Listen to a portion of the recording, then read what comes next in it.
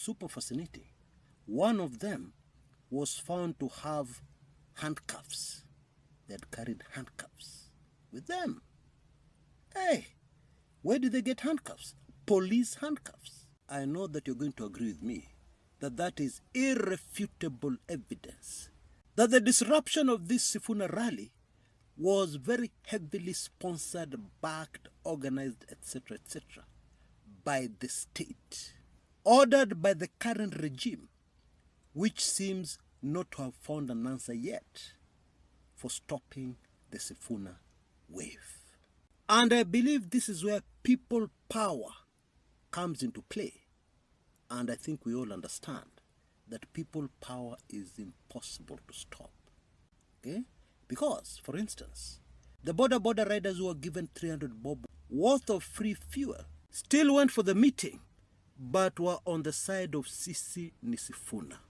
But not before banning, the two-term branded reflectors they had been given. In other words, they took the free petrol, thank you very much. They took the reflectors, but they did not do what they were instructed to do. Because had they made a different decision, things would have gone very differently at this mega rally. Bila kizungu mingi, the people power enforced a peaceful mega rally. Now, I don't know about you, but in my opinion, that is major. Why? Because it tells you people power is taking over, and people power is unstoppable. And therefore the Sifuna movement is going to be unstoppable.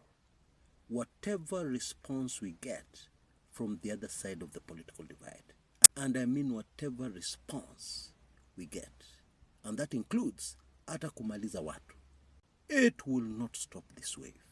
And that has to be very, very bad news for the current limping regime. Hiya, we have already started analyzing the politics. So let's continue. The Kakamega mega rally emphasized, underlined, confirmed the power and the reach of the brand new Sifuna movement. And what that means is that our politics has been turned upside down.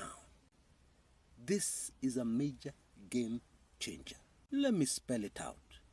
For starters, the unified opposition now has to scramble and very quickly find a way to remain relevant in Kenyan politics. Oh yes, that's what it means.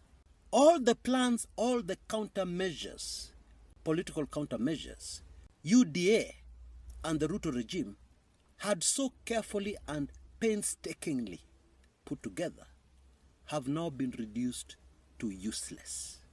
Because all of a sudden there is a brand new kid on the block they have to deal with. And to make matters worse, it is clear that this brand new kid on the block is driven by people power. I can see a situation in the very near future where the united opposition go to a place for a rally or for a meet the people tour, and they are met with chants of Sifuna. They are met with questions like, where is Sifuna? Where is Babu Wino?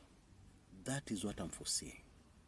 Because something else the Kakamega rally confirmed was the fact that the Sifuna movement has countrywide backing.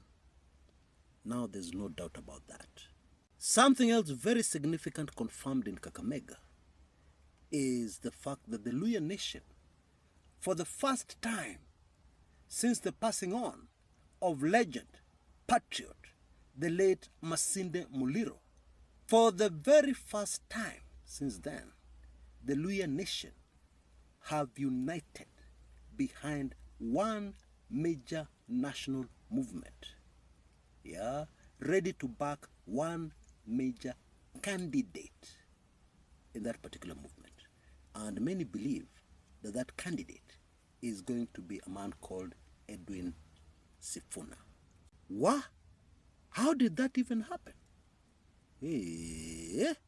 Now we're informed that the Sifuna team is taking a break, until the end of the Muslim Ramadan. And then they're going to re-emerge in Mombasa, which will be a super fascinating rally for many political reasons. Which brings me to something else that I have now confirmed about this major political movement in our country. And that is the fact that they have amongst them very, very serious political thinkers and strategists. Some of the following. They started off testing the waters by launching in Busia. That was where the very, very first rally was. Not without reason. And then they moved to Kitengela in Kajiado County, but in the outskirts of Nairobi, avoiding the Nairobi CBD. That was not without reason.